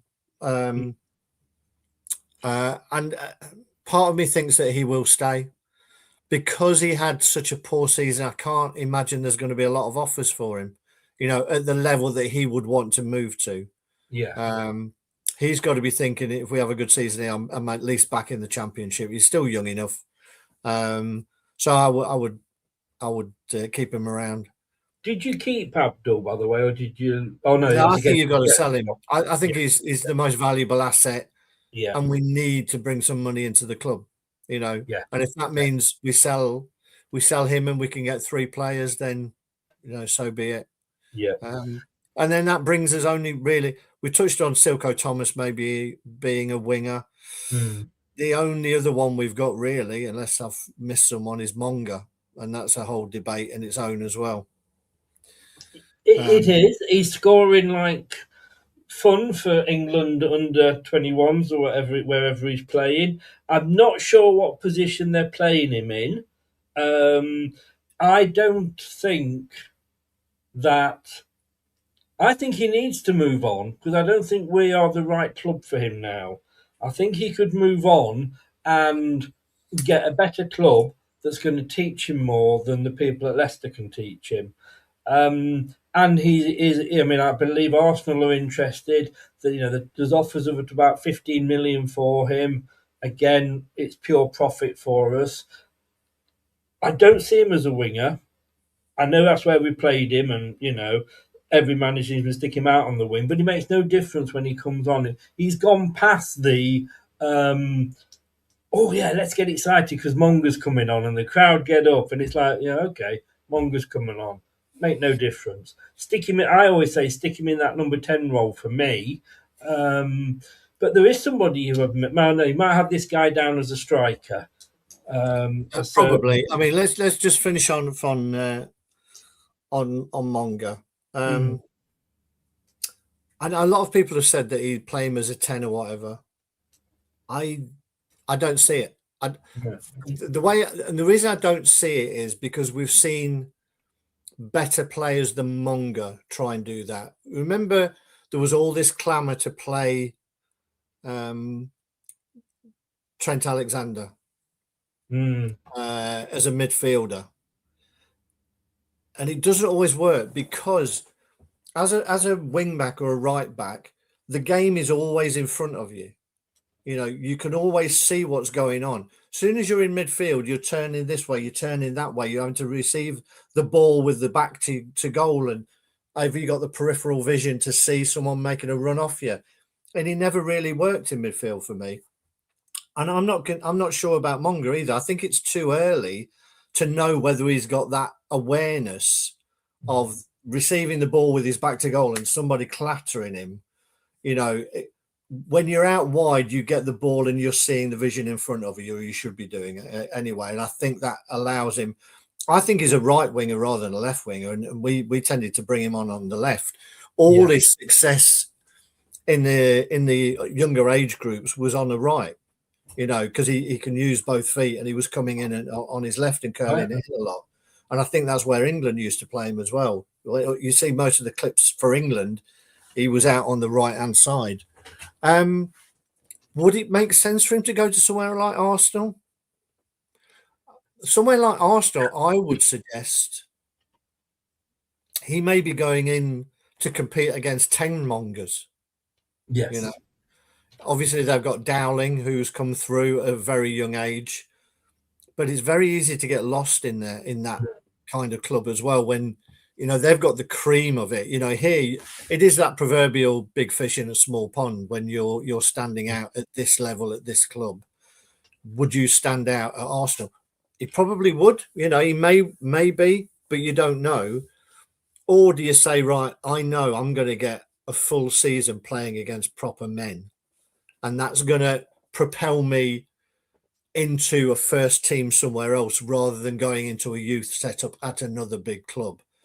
So although it may seem a quicker move into a big club, it could potentially set him back 2 or 3 seasons over actually playing against full-grown hairy arse men for a season and then getting the move. I won't ask how you know they're hairy arse. It's a difficult one for Monga. He's flattered to deceive for me. And I think the only way you get rid of him is, again, if you get some decent money. You've got to be talking 10 mil up for Monga for me to get rid of him. But his head's got to be in the right space. and I'm not convinced. Again, he doesn't come across as somebody who's driven. You know, maybe he is. You know, there are players like that who just look like they're not, but they are driven. You know, if he's still doing it again for England, then there's clearly a player there, but he needs harnessing and he needs to be in the right hands. I think Maresca would have got a lot more out of him than we've seen this season. Indeed. And like you say, it is a gamble, because how often have we seen players go to the bigger club and then disappear because they're suddenly no longer, you know, they're you know, they've gone from being in the River Soar to being in the Atlantic Ocean, and suddenly, you know, there's all these other fish around them. And especially at a young age, Chris, sorry to interrupt, but, you know, I watched the a bit of the program last night about England's next generation with and Cole Palmer was on it. He's had a really poor season by his standards, so poor that he didn't make the England squad, which again is a bit weird. But you know, so even at that young age, you can have the highs and lows. You know, it's rare that a young player will come through and then maintain a standard. There are going to be highs and lows. You get away with it a little bit more at our level than you would going to a higher club. So it's a big close season for Monger, I think, him and his family. And I'm not sure which way it's going to go. No. And like you said, like I said, that they suddenly find then, if they go to an Arsenal, disappear in the crowd, their next move is usually a Stockport. Yeah. Or, you know, very rare that they actually go on. Before we move on to who I think you may be talking about, a couple of free agents who are out there as wingers. One is a bit older, so Wes Burns, who's been around for quite a while at Ipswich. He's a free agent now. He's still only 31, but very solid at Ipswich. Ipswich fans really like this guy. A lot of interest from Cardiff apparently at the minute in him, but a free agent. And also an interesting one who picked up a bit of interest last season, a guy called Miles Peart-Harris, who's at Oxford. He's only 23, but he's out of contract. There was a lot of talk, a lot of people liking him. Previously, another one at the Chelsea Academy, so he's got something about him. Had a decent season at Oxford. But again, at that age where, you know, he could still have the best years in front of him, free agent at 23, might be worth a gamble. Just been announced, Jordan Ayew is in Ghana's World Cup squad. Sorry to interrupt. Yeah. See, we could have got another 50 grand if we just held on to him. Have we spoken about, and forgive me if we have, Louis Page? He was in the centre mids. Was he? Yeah. Again, this has got to be his season. You know, Apprentice of the Year, you know, award that he got, which is some kind of accolade. I assume that doesn't include best boot cleaner, as it would have done back in our day. Yeah. But yeah, again, you've got to probably be looking around. You know, if you've got a midfield three, depending on what formation you want to go, if you've got a midfield three of Skip, Braybrook, and Page, I wouldn't mind that. To be honest, you know, Page and Braybrook in front of Skip, I'd be happy with that, I think. Yeah, no, I think most of us would be. Okay, so that's the wingers. I presume it's strikers next, is it? So yeah, you said that you'd got one that we hadn't talked about, who you may class as a winger. Well, I don't class him as a winger, but managers, recent managers have done. I'll wait and see if you bring him up in the striker. Well, he's definitely. Well, we have. Is it Bobby that you're talking about? It certainly is, and it's not Bobby Blue, the sax player from Ola Cafe in Puerto del Carmen, Lanzarote. Who's good on the sax. He is a striker, is he not? Or number 10? He's a strike. I mean, he started at Bristol City as a striker and had a very decent goal scoring record, and then he's kind of drifted around the midfield and attacking midfield spots in subsequent moves. But I think you could see in some of the goals he scored that he's got a bit of a natural striker's instinct. You know, you know, he was almost channeling from Leeds, the DCL, Dominic Calvert-Lewin, Oh, yeah. in getting tap-ins from like 3 yards, 3 Mm. yards out. But as a striker, you have to be there. And he, again, it depends on the formation, but I could see him as maybe one of the 10s. I could see him as a captain as well. And I think that may be where you were touching earlier. Mm. I think he's got a little bit more about him, a bit more drive and desire to demand more.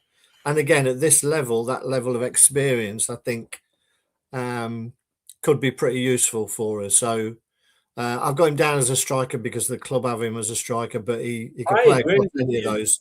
I agree with you. I think he hasn't got the pace now for being the winger, to be honest Yeah. with you. And like you say, when we were playing him as in the number 10, he did have a habit of finding the back of the net, and we were screaming for bring Bobby on instead of Ayo and Daka. Oh God, sorry.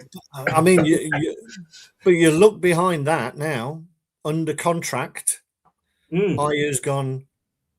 Obviously, Daka's gone. We've got Jake Evans, Nathaniel Opoku, Amani Richards, Kirsten Ochera, who's another young kid Yeah, who's been doing very well. His goals those for are games record is very, very good. yeah. But that's it. You know, Striker is a role that we need, oh, or a position we need to, and we've more been than any, saying this for seasons now, haven't we? yeah, I want to mention Apoko. yeah, One word with that, which is why, like we brought him over from the American college network yeah, or whatever it is over there in North America. He hasn't played a game in anger for Leicester. He's only played pre-seasons and what have you. Now, a good friend of the channel, you might remember him, Mike, is a Newport fan. yeah. And he's also a Man United fan, but there we go. But he's a Newport, it's his main team. And he said, I don't want that guy anywhere near our club next season. And I'm thinking, why did we buy him? As soon as we bought him, we sent him over to Leuven. Yeah. And he hasn't, like I say, he's never unpacked his suitcase when he's been in Leicester, I don't think. Yeah, I don't think we're the only one who's done that, with particularly when you've got sister clubs that you bring people in who you think may have potential, but you know are not going to get close enough to your first team, so you send them out. Again, it could just be one that's not worked out. That you know, a kid, particularly ones that come over from the American college system. It's difficult to judge them. I mean, the Americans have been playing soccer at college level for quite a while now. Yeah. And can we think of more than half a dozen who have actually come over and made it? Jim will be down on me like a ton of bricks, Jim, our American presenter, because I'm not a fan of American soccer, if you like, because I don't think, I always say, like, who's made it big? And there's probably 4, 5, 6, like you say, but no real big names. It is sort of a place you go to end your career rather than start it. I just think it's like, yeah, if you're going to bring somebody in like that, then send them out on loan to get them used to European football, whatever. But at some point, you've got to give him a chance, you know. You've got to give them a chance if they're good, better than what you've got. Now, well, who couldn't be worse than Daka and Ayew? You could argue that you and I are better than what we had. Yeah. But I'm not convinced. I think it's just we took a chance on a player that we thought had potential and it's not worked out, and he'll be moved on. I can't see him being here. Well, he's just signed a new contract, hasn't he? Did he? I believe that's the guy that's come in from the City Group, making sure we get some money for him, apparently. Fair enough. Well, so get the other strikers. Sorry. Yeah, I mean the others. I mean Jake Evans hasn't pulled up any trees at Northampton, although he got better as the season went on. I think he scored a couple towards the end of the season. One of them was really good, a sort of good turn deep in his own near the halfway line. Sort of turned the play, played a little 1-2 and wriggled through and finished. Again, big season for him. It just shows you, you can score a hell of a lot of goals in the age groups, but how many again come through and make it? But this is his season as well. This is his make or break season. Armani Richards again, who really knows. Ocheri, as I say, I think is one to watch. Oh, I mean, he's scored more goals on his own almost than Ayew and Daka put together. Yeah. So we'll see again whether it's too early for him. I don't know. But beyond that, we've made a contract offer to Josh King. Yeah.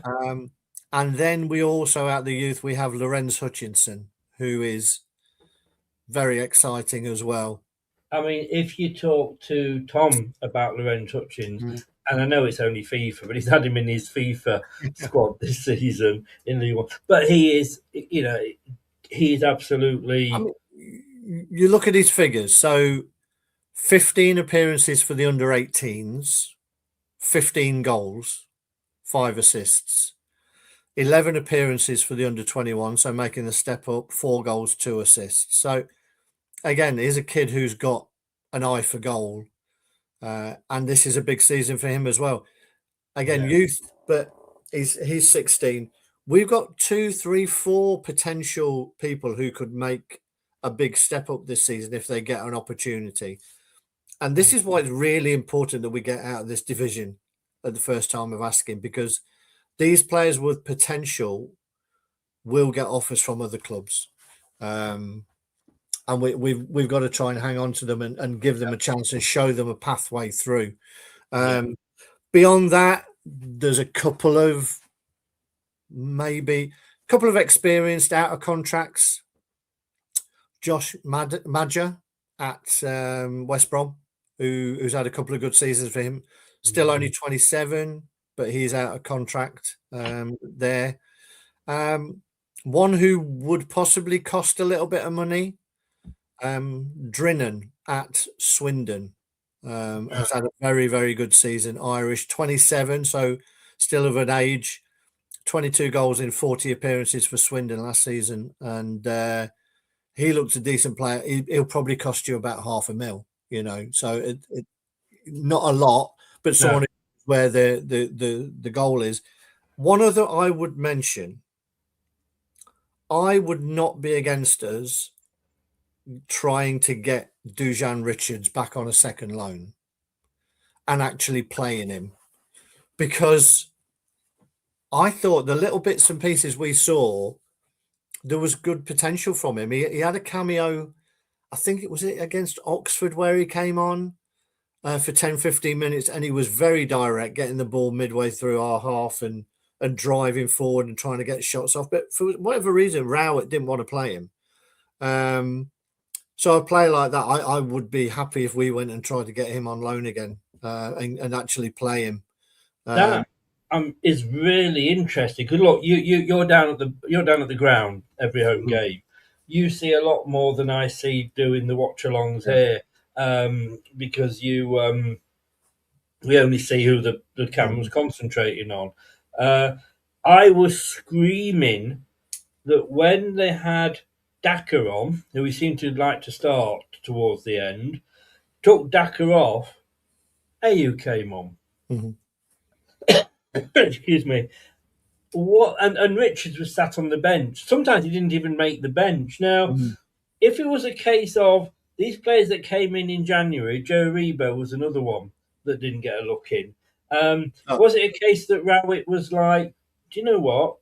I had no input in these. They're not players I would have chosen, so and I'm not going to pick them. I would have brought Richards on every time that he brought a Rebo on. I would have brought a Richards on.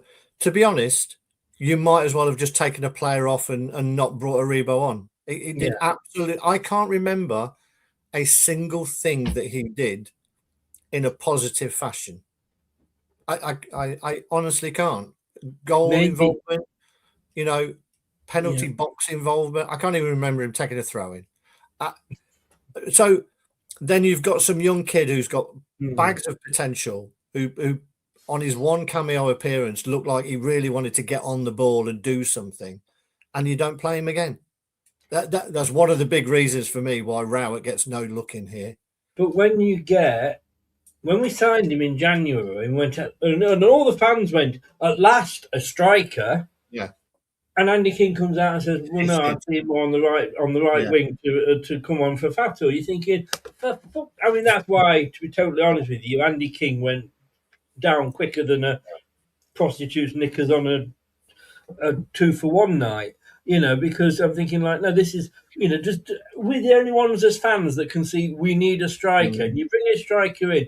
Chelsea have him down as a striker. That's on their website. They had him down as a striker. We've let go Chris Popov. Do you think that was a good move? Yeah. These players, again, what you have to move them on, because obviously, just a quick one there, Richard. Maybe we saw a different 15 minutes against Oxford. Yeah, Popov is another one. The trouble is, if you keep these players, you block the next lot coming through. Yeah. They don't get on the bench of the under-18s, or they don't get on the bench of the under-21s, because you've got players who have got a bit of potential, but they haven't shown it. So at some point,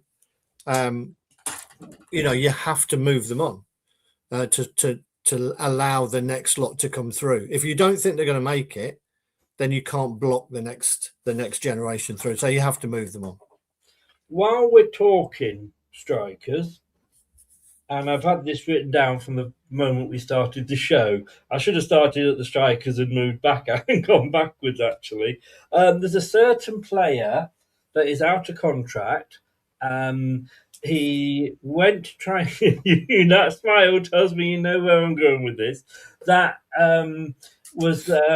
he went to Italy. Did his best to keep them up. Looked like they were going to stay up at one point, in which case he would have had a second season there. I don't know why. I know they got relegated. I could never pronounce it. Cremonese, is it? Cremonese. Yeah. Cremonese. I mean, to be honest with you, I'd say I'll play in the Italian second league and enjoy Italy, But it's over. I noticed in the Sun today, as I am a Sun reader, I noticed that he's been linked with a former club. Now, Sheffield Wednesday is the one and Leicester City is the other. I'd love to have him back. I mean, look, the guy, compared to what we've had, the guy is, and I think he would rip it up in League One, to be honest with you. Plus, what he would give to those youngsters. And we're saying here there's going to be a lot of youngsters in that team. There's a guy that can come on, and if he says jump, and they will all totally respect him. Whether I can see it happening or not, I don't think so. What are your takes on him? Not for me. I don't think you can forget that in the season we got relegated from the Premier League, he was pretty crap too. He didn't look interested. He was conservative. I think he's got this thing in his mind now that he wants to play for as long as he can. Yes. But that means I'm going to play at 50%. There's no way that he put in all the effort. And Maresca encouraged him to do this, so it's not on him. Maresca encouraged him to conserve his energy. So for me, when you're playing with a single striker, there was too many occasions where he was more than happy to just stand in between two centre-halves rather than play the channels and offer out balls when we were in trouble. The other thing is, in League One, he would be a target for every big bruisey centre-half. Yeah. To actually say, hey, I've kicked Jamie Vardy up in the air this weekend. I can't see the benefit to anyone, to be honest. He's not going to come for nothing, Well, not, he'd have his wages. Apparently, exactly. he would have taken a cut in his wages to stay, apparently. Yeah. I don't know on that. I can't believe that he thinks he's a League One player. He's left that behind.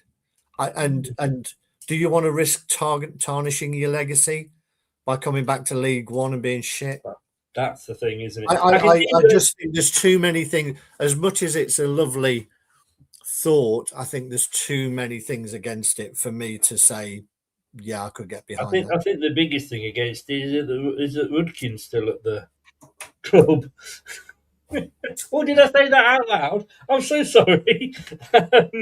Look, in a lot of ways, I'd love him to go back to Sheffield Wednesday and just have his career end there where it all started for I him. wouldn't. Well, no, because we'd You have to see him play him scoring twice. against us. Yes, I can. Yeah. I don't think he'd celebrate, to be honest. I with think you, he but thinks he can play at a higher level. And I'm going to look to him, I guess. for me, you either go to Saudi or you go to the States. And do you think that, if he does go, or if he stayed in Italy, which I would have done in his position, I've got to say, that if you are, look, you get to a certain age and you carry on playing. And is it Liam Moore now that's playing in sort of National League number 7 or something? But he's still playing. But for somebody as high profile as Jamie Vardy, if he's going in Italy and his career is sort of slowly going down, then you don't notice it. You know what I mean? He can drift away quietly, if you like. Yeah. Can I mention quickly? And I don't know. And forgive me if you have mentioned this guy. And I've written him down early because I don't think he popped up when I expected him to. And that's Alves. Yeah, no, you're right. No, I missed out Alves. He didn't come up on the list of people under contract, to be honest, on Leicester's own site, which is a little bit worrying. But yeah, no, you're right. If he's fit, then he should be another one to build around. And again, another one who wants to play that 10 role. But yeah, definitely. With him and Babe, again, look, Mike, the Newport fan, said he didn't want Nathan Opoku anywhere near his club. He also said the same about Christian Fuchs, to be honest with you. Yes, they stayed up, but it could have gone either way on that last day. It could have easily just as well gone down. However, I think he's going to be staying there, which is why when people are saying he should come into Leicester as the manager, wobble your head, What he would keep, and the player he wants to keep, is Sammy Braybrook. Yeah.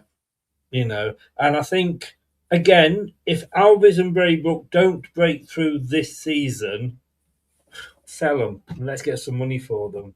This is the season for them, isn't it? Yeah, he did well. I think he got in the League Two player of the season. I think he got in the team of the season, didn't he? He was Newport's player of the season as well. Well, he went to Chesterfield for the second half of the season. Oh, he did, didn't he? Sorry, he did. Yeah. Yes, you're quite right. Yes, I've totally switched off from Leicester. Yeah. I don't know the one that Jay's talking about there as the young Everton striker. I'm not aware of him, but at all these clubs, and again, it's really difficult, isn't it? Because you think, I've listed a good probably 8 or 10 youngsters at our club who this should be their year. And you can only hang around for so many seasons without getting opportunity. I'm sure that kid, if he's scoring a lot of goals at Everton, 32 in the age groups there, that's a lot of goals to be getting an opportunity, and if you don't get it, you have to go out on loan or you have to get a move. And it always seems like there's a window of opportunity with a lot of these kids, that they get the right move at the right time and it clicks. Otherwise, you end up just disappearing. We've all had players who have scored loads of goals for the age groups and disappeared again, or players who looked great. I remember somebody who came up as a free agent. Remember Tom Davis at Everton? He used to play with his shorts, his socks right down round his ankle. Not with his shorts right down, no. He was a local, Jay will probably know, Tom Davis. He looked like he was going to be a really good player at Everton. Came through the ranks, and then it kind of fizzled out. He got to move to Sheffield United. That fizzled out. He's now a free agent, and you wonder, someone who had so much potential at the time, didn't really make it because of a timing issue of they didn't get the chance or they got an injury at the wrong time. So much of it in football is right place, right time, and taking your chance when you get it. But we've got to make sure that we're giving our players the right opportunities and the chance for them to say, yeah, Leicester is the place where I want to be. I just hope whoever the new manager is when he comes in, because look, every manager we've had since Enzo has come in and went, yeah, we've got a great youth system here, we're going to play the youth, and then not quite the right time, and I want experience. I hope that they come in and go, you guys are going to get in that swimming pool, and if you sink, well, we'll look at you again, but hopefully you'll survive. Laurent Tolaj, Swiss forward from Plymouth that we've been linked with. Yeah. Well, a few clubs have been linked with him. I think this is the one place where we need and we've got some great ones, Jake Evans, Hutchinson, or the other guy would begin with O that I can't pronounce his name.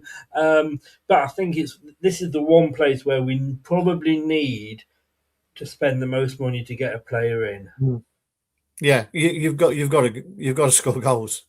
You know, goals get you promoted. That's it. You know, it's nothing's changed since back in the day when you were plying your trade, Chris. You know, as a budding young footballer. Yeah, you know, goals win games, goals get you promoted. You know, if you haven't got one, you're not going to go far. And that's the one bit. When we looked at it, you know, and you look at what we've got. Those, if we're going with three up front, you know, across that front line, that's the bit where we're lacking at the moment, and they've got to get that right. Two up front, would you hope for next season? I'd love us to go to a 4-4-2, old school. You know, I'd love it. I'd love that to come back as a thing. You know, forget your defensive mid and your attacking mid, your box-to-box midfielders. Brian Robson, you know, get on the ball, get forward, score a goal, and then go and win the tackle on the edge of your own box. That's what I'd like. But that doesn't keep 28 coaches, you know, in a job, does it? No, it doesn't. It doesn't. Look, thank you very much. But I want to finish on this, and I'm going to go off topic here a little bit, and I'm conscious of the time, but I really wanted to get you and ask you this point, because I have discussed this with Tom on a show, but I want to really discuss it with you. This investment that is supposedly linked with the club. Yeah. I'm worried about this because this investment is tied to this company coming in that wants to apparently buy the training ground and buy the stadium.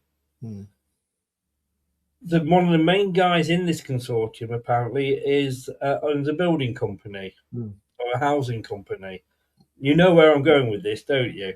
You know that, and I've seen Coventry, who, because there's somebody else, and I think it happened at Hull as well, where the club is owned by a different person, and at Hull they locked the gates, they padlocked the gates so they couldn't get in. The home games at Coventry were, Birmingham, I think, at one point. You know, now one of the first things that King Power did when they came into the club was buy the stadium back from teachers in America. Yeah. Are you worried about this? I mean, if somebody wants to invest money in it, fine. And I'm not saying that they're going to necessarily sell off, you know, the ground or the training ground. But, you know, when you look at that training ground, there's a lot of ground within that complex where they could build houses. Yeah. When you look at where the King Power is, we own that land from the King Power up to the Elston Road. We're not going to be doing anything with it now for a long, long time. They'd probably look at that and think it's a cheaper way of getting in.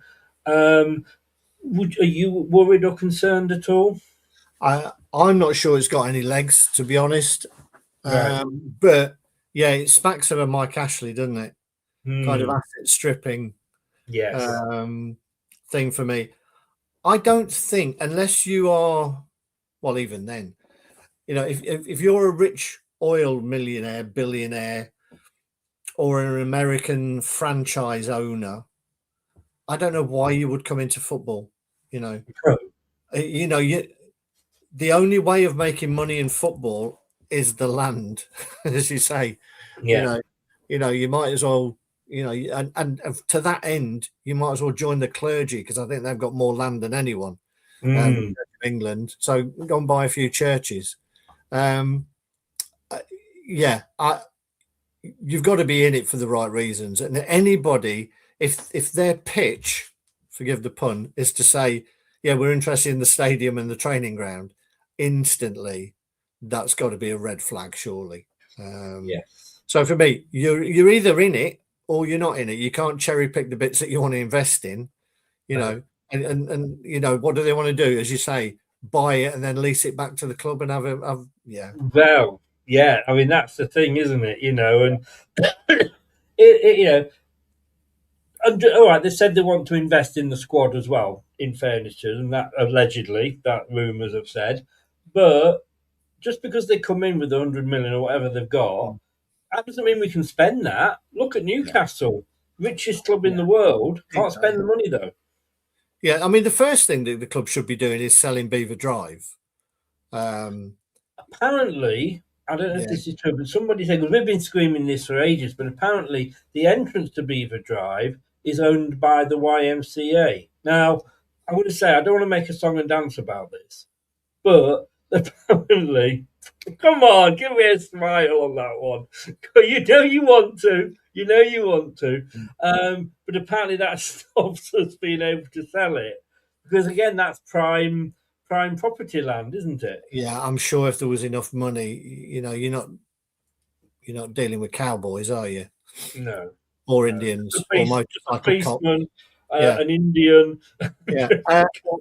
You know, that makes sense. You know, you might as well, you know, send the women's team out onto the local park and just tell them to learn how to take penalties. Oh my God. Rather than, you know, give them all of that facility. You've got £100 million facility for training. Move them up there. You know. Yes. Hey, who knows? Maybe Harry Winks would like to spend more time at the training ground if the women's team were there as well. Who knows? Who knows? I'd forgotten it was on. And then I thought, well, nobody's going to be showing the women's playoff final. And we have one, it's become our local, Dean Birchinall, who, obviously Alan's son, he goes to Lanzarote a lot as well. And he introduced us to this place. And the food there is just, I mean, the Sunday roast. I mean, you go to Lanzarote for a Sunday roast, don't you? But they've got all the screens up. And we went in and they were showing that game. And I'm not being, I mean, it was like watching the men. I mean, you know, barge pot, you know, hitting a barn door with a hammer or whatever. I mean, they were awful. And like you say, and so were every single penalty went the same way. Yeah, anyway. I've only seen, I saw the stats, and then I've since watched back the penalties, which are shocking. You know, to be honest, they were of an Arsenal standard of penalty. That's how bad they were. Yes. Interesting, just to end on that point there from Jay. Would you take Seamus Coleman on a free? Great leader of men and a free agent. I really like Seamus Coleman as a leader of men and a winner.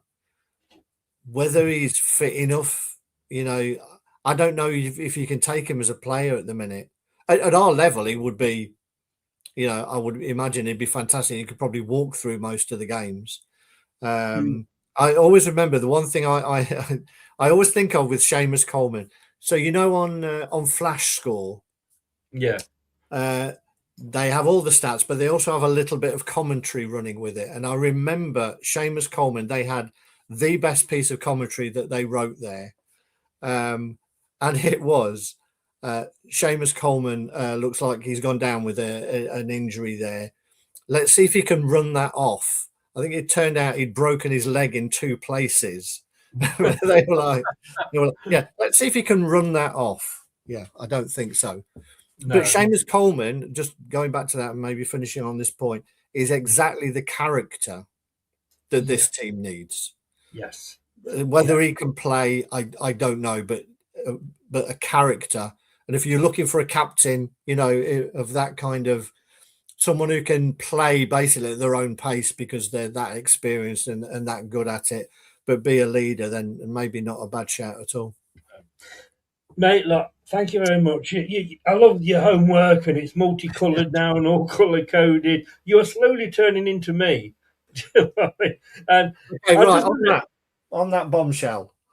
Yeah, yes. I want to know is if you got it wrong halfway through and thought, bloody hell, I've done the wrong colour, you'd have started all over again. Because I would have. Bloody would. Yes, exactly. Mate, thank you so very much. Great work. Great show. Really enjoyed it. Everything we've said, of course, won't happen. But also, thanks for all the comments. You know, we don't always agree on everything, but that's what it's about. That's football, isn't it, as well? This is the thing, and it's nice to get people from other channels, other team supporters to come in, and we can have banter, we can have discussions, and people can disagree without having to get all RC and all that as well. And believe you me, if you've never seen Craig RC, you don't want to. Thanks, everybody. We'll be back tomorrow. We've got Steve on, who is in the Foxes Trust, and we're going to be talking all about the Foxes Trust survey and the results and what happened. I bumped into him at the 5,000 to 1 game, so it was good to have a brief. Oh yes, he was there, and Kate was there. I mean, Kate bumped into Top. Oh, I know. Yeah, Kate's on a different level to us at the minute. So I think she is. I think she's even left me standing. I mean, how did she get there? I don't know. That is the question. Thanks very much, Craig. Thanks to everybody in the chat. I'll see you tomorrow at 7 o'clock. Take care. All the best. Bye. That's it for another show. And from all the team at Leicester Till I Die TV, thanks for watching, listening and getting involved. Don't forget to like, share and subscribe and hit the notification bell so you never miss another show. Memberships are also available. Check out the link in the description below. So until next time, Foxes fans, remember, keep the faith and keep it Leicester till I die.